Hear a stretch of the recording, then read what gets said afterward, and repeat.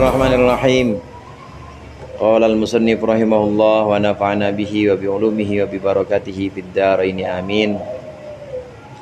Wa amma Ahmad bin Hanbalin wa Sufyanu ats-Tsauri fa atba'uhuma aqallu min atba'i haula'i wa Sufyanu aqallu atba'an min Ahmada. Adapun Imam Ahmad bin Hanbal dan Sufyan ats-Tsauri, maka pengikut-pengikut keduanya itu aqallu lebih sedikit min atba'i haula ketimbang pengikut-pengikut mereka yang sebelumnya, yaitu Imam Syafi'i atau Imam Malik atau Imam Abu Hanifah. Imam Ahmad lebih sedikit, Imam Sufyan ats-Tsauri juga lebih sedikit. Bahkan wa Sufyanu aqallu atba'an min Ahmada. Bahkan Imam Sufyan ats-Tsauri itu lebih sedikit dibanding Imam Ahmad bin Hanbal. Bahkan kalau sekarang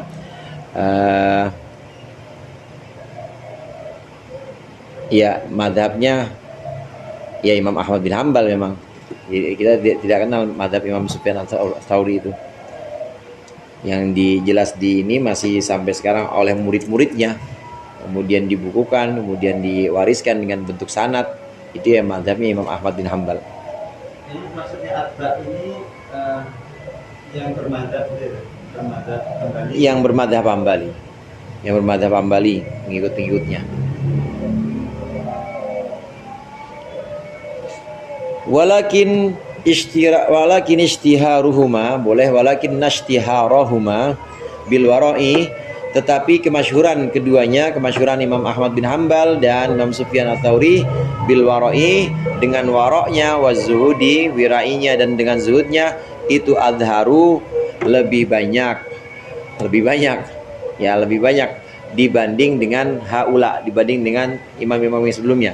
Imam Ahmad bin Hanbal lebih wirai, lebih zuhud dibanding imam-imam yang sebelumnya dibahas, yaitu Imam Malik, Imam Abu Hanifah, dan Imam Syafi'i. Begitu juga Imam Sufyan ats-Tsauri, ini lebih wirai, lebih benar-benar lebih hati-hati.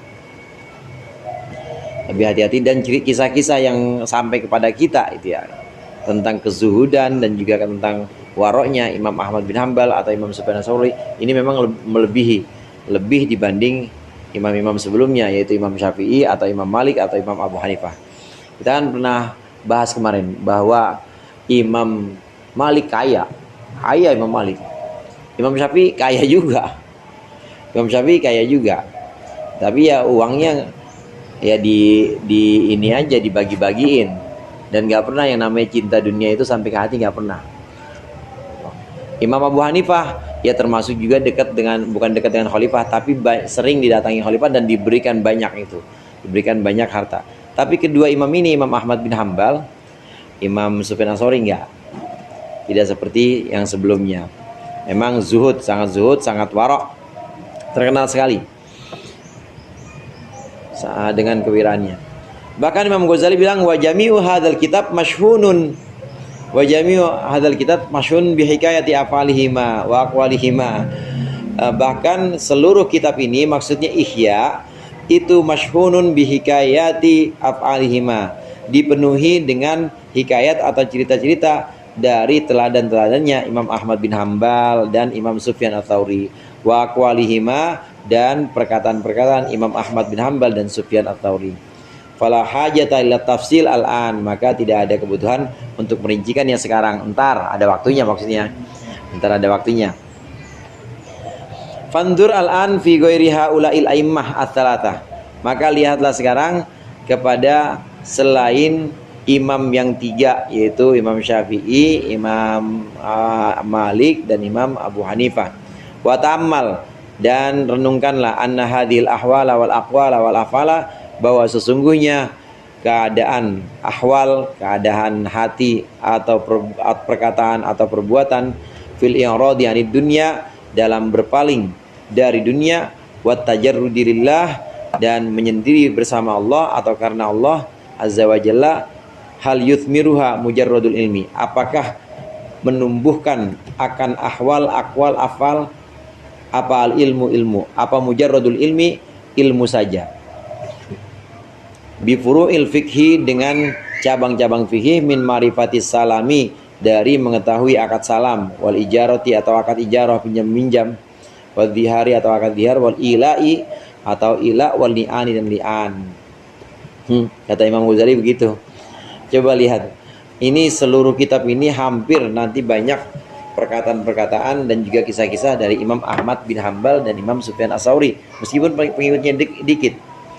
Kata Imam Ghazali di sini, coba sekarang silakan direnungkan, silakan dibayangkan bahwa perkataan-perkataan para imam itu, perbuatan-perbuatan yang nanti akan dikutip dalam Ihya, dan juga menjauhnya mereka dari dunia, ini apakah buah dari ilmu fikih?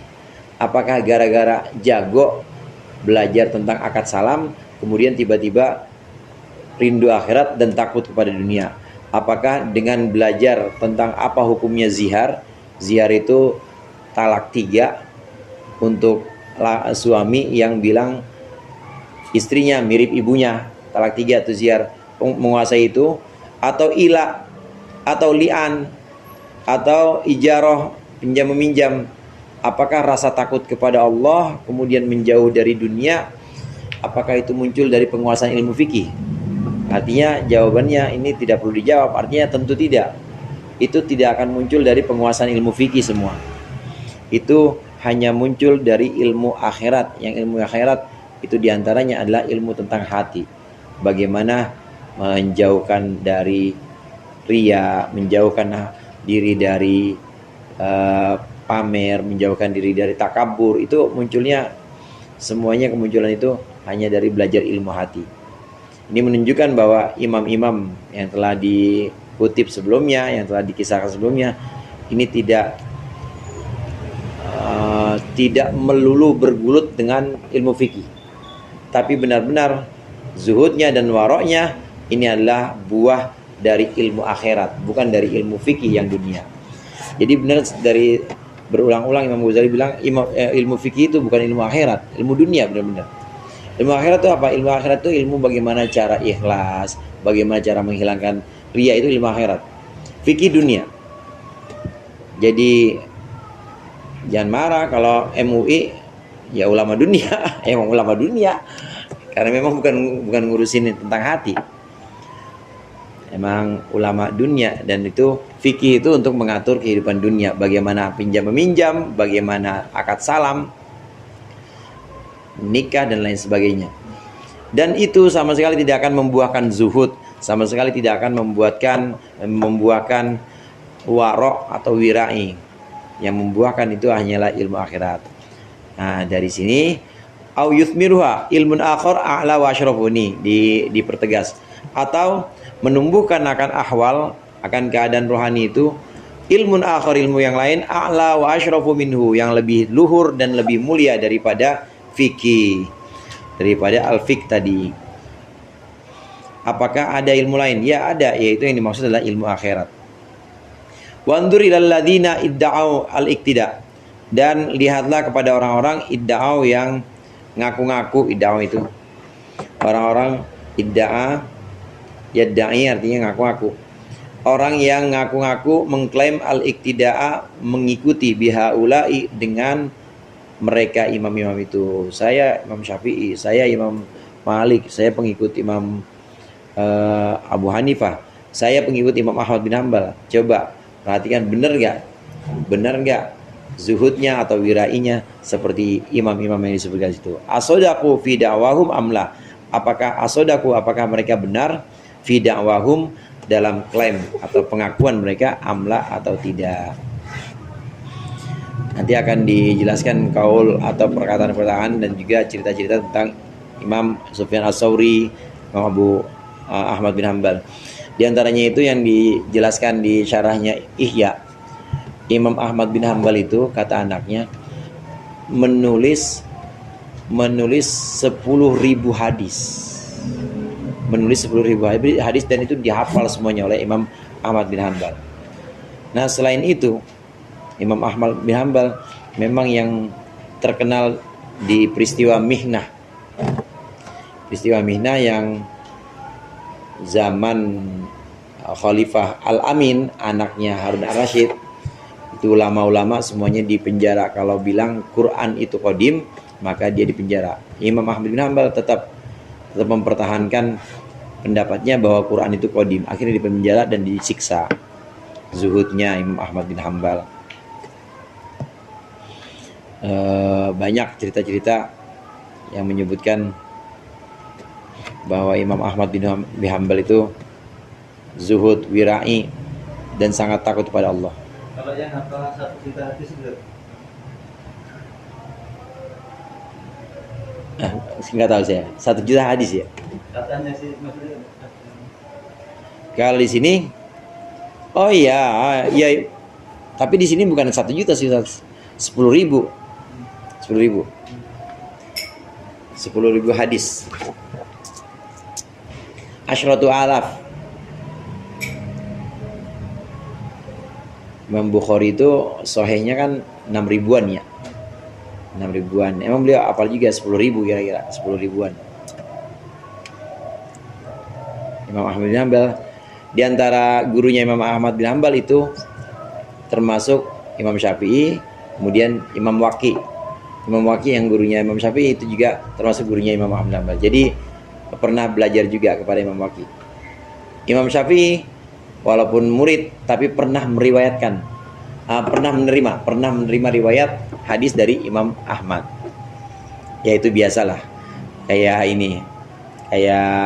Syekhona Khalil Bangkalan itu memang yang membawa nahwu, termasuk diantaranya Alfiyah pertama kali Indonesia Syekhona Khalil.